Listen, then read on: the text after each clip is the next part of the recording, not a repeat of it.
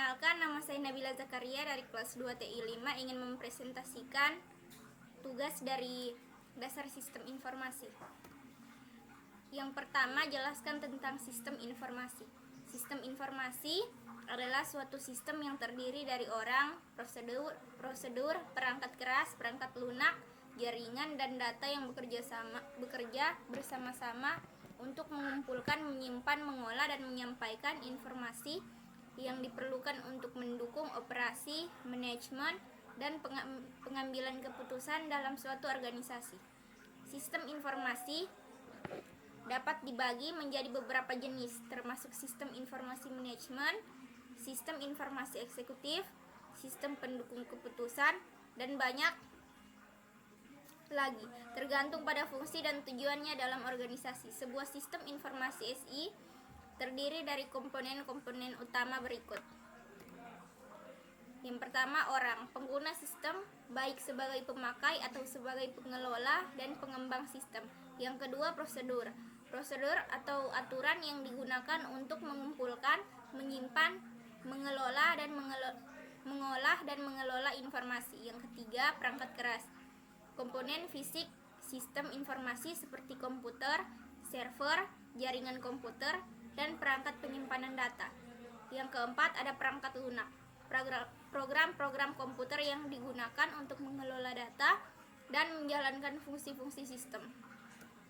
Yang kelima, ada jaringan, infrastruktur yang digunakan untuk menghubungkan berbagai komponen sistem informasi agar dapat berkomunikasi dan bertukar informasi.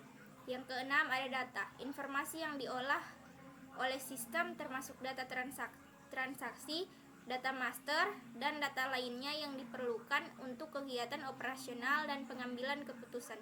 Selain itu, sistem informasi juga melibatkan konsep-konsep manajemen informasi seperti pengumpulan, penyimpanan, pengolahan, analisis, dan distribusi informasi. Tujuan utama dari sistem informasi adalah untuk meningkatkan efisiensi, efektivitas, dan produktivitas dalam suatu organisasi dengan menyediakan akses yang cepat dan akurat terhadap informasi yang diperlukan. Kemudian nomor 2, cari sistem informasi berbasis komputer yang sementara dipakai dan jelaskan alur sistemnya. Salah satu contoh sistem informasi berbasis komputer yang umum digunakan adalah sistem informasi akademik di sekolah ataupun perguruan tinggi. Berikut adalah alur umum dari sistem informasi akademik. Yang pertama, ada pendaftaran mahasiswa. Calon mahasiswa mendaftar ke sekolah atau perguruan tinggi menggunakan formulir pendaftaran. Informasi pribadi, pendidikan, dan kontak mereka dimasukkan ke dalam sistem informasi akademik. Kemudian ada seleksi dan penerimaan. Tim penerima memproses aplikasi mahasiswa dan memutuskan apakah mereka diterima atau tidak. Keputusan penerimaan tersebut dicatat dalam sistem dan dikomunikasikan kepada calon mahasiswa. Setelah itu, yang ketiga, pendaftaran mata kuliah. Mahasiswa yang diterima melakukan pendaftaran mata kuliah ulang untuk setiap semester. Mereka memiliki mata kuliah yang ingin mereka ambil dan menentukan jadwal kuliah yang sesuai dengan preferensi mereka. Yang keempat, pelaksanaan kuliah. Mata kuliah diajarkan sesuai dengan jadwal yang telah ditetapkan. Absensi mahasiswa, tugas, ujian, dan nilai-nilai lainnya dicatat dalam sistem. Yang kelima, evaluasi dan penilaian. Setelah selesai mengajar suatu mata kuliah, dosen memberikan penilaian terhadap kinerja mahasiswa berdasarkan ujian, tugas, dan proyek. Nilai-nilai ini dimasukkan ke dalam sistem dan tersedia untuk diakses oleh mahasiswa.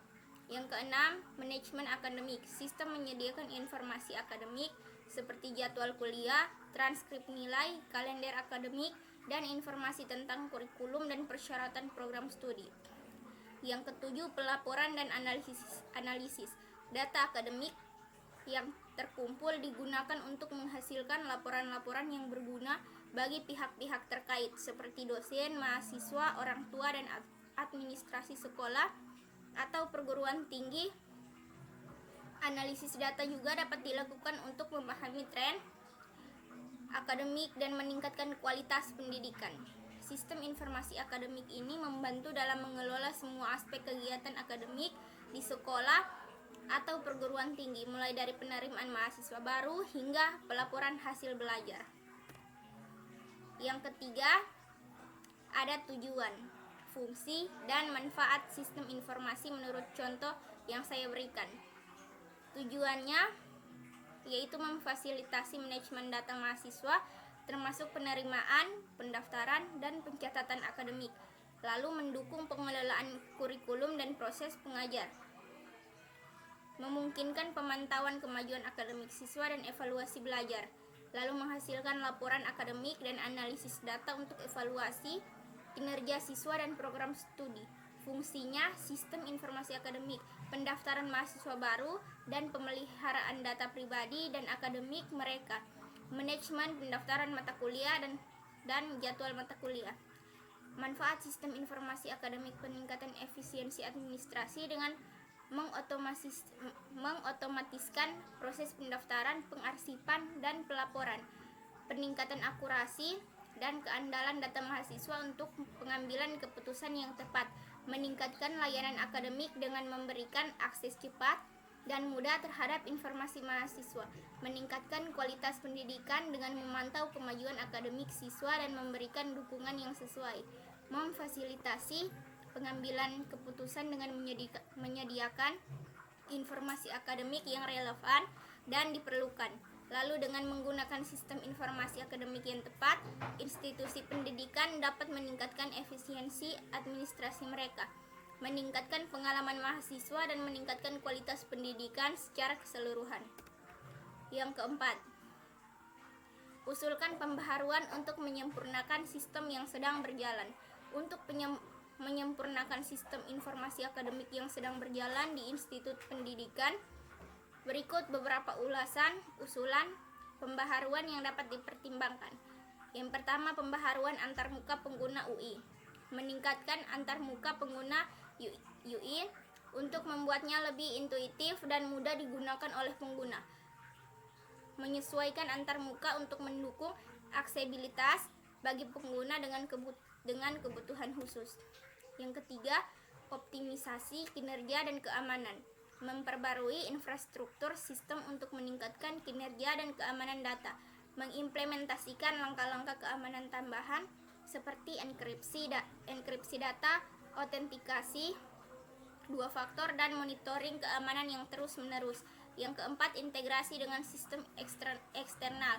Menyediakan integrasi dengan sistem eksternal seperti sistem keuangan atau sistem manajemen sumber daya manusia untuk meningkatkan efisiensi dan koordinasi antar departemen.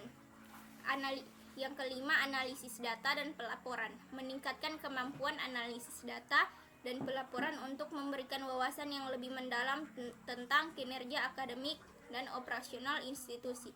Menyediakan dashboard analytics yang interaktif dan mudah dimengerti untuk memudahkan pengambilan keputusan.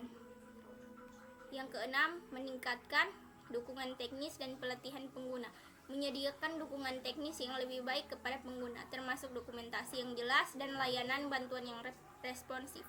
Menyelenggarakan pelatihan reguler untuk staf dan pengguna sistem agar dapat memanfaatkan fitur-fitur baru dengan efektif. Mendengarkan masukan pengguna. Mengadakan sesi pengumpulan masukan dari pengguna sistem secara teratur untuk memahami kebutuhan mereka dengan mengidentifikasi area-area yang perlu diperbaiki atau ditingkatkan. Dengan menerapkan pembaharuan ini, sistem informasi akademik dapat diperbarui untuk menjadi lebih efisien, responsif, dan sesuai dengan kebutuhan pengguna serta institusi pendidikan. Sekian, terima kasih.